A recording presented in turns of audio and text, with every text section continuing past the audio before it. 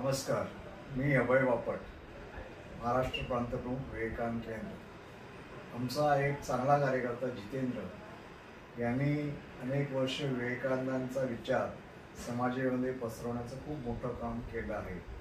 त्यांनी तिदूर पूर्वांचलातही खूप काम केलं आहे। या सगळ्या अनुभवाचा फायदा घेऊन त्यांनी आता एक पद्धत विकसित केली आहे की जी आरोग्यदायी भारत या संकल्पनेशी सुसंगत आहे।